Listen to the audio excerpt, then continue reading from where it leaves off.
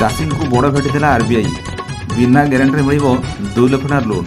तो दर्शक बंधु चाषी आरबीआई गोटे बड़ घोषणा कर जोटा कि बिना ग्यारंटी आपंकर आरबीआई तरफ आप जो बिना ग्यारंटी जो बैंक तरफ आपंकर लोन दिखाला तापाई आपंकर कोहल कराई। दर्शक बंधु भारतीय reserve bank governor Shashikant Das निजर शेष मुद्रानीति समीक्षा चाषी को बड़ भेटी देते। दरदाम वृद्धि चाषी को निस्तार देवा उद्देश्य बिना ग्यारंटी एणिकी 2 लाख टका जाए ऋण दिज्व बोली आरबीआई घोषणा कर सीमा 1.60 लाख टंका थिला।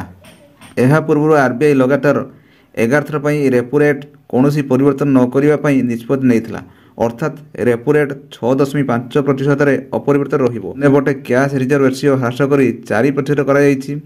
आरबीआई निष्पत्ति पर देश में बैंक गुड़ी 1.15 लाख कोटी टंका बुस्ट मिले। आरबीआई गवर्नर शशिकांत दास मुद्रानीति समीक्षा नियत निष्पत्ति सूचना देते। दर वृद्धि और चाषी व्यवहृत होता कंचामाल खर्च वृद्धि को देखी guarantee free Agri loans 2 lakh टंका करने को निष्पत्ति नहीं। पूर्व यही सीमा 1,60,000 टंका थिला।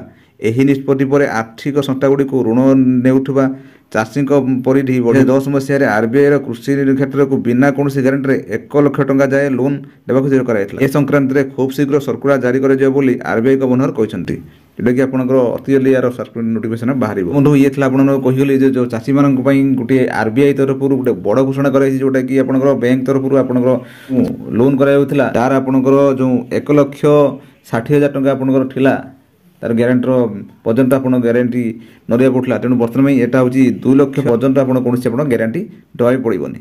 तो दर्शक बंधु ये कहले गोटे चाषी मैंने गुरुत्वपूर्ण अपडेट जदि आप चैनल अच्छा चैनल सब्सक्राइब करें और शेष में मतामत कमेंट लिखुन। दर्शक बंधु।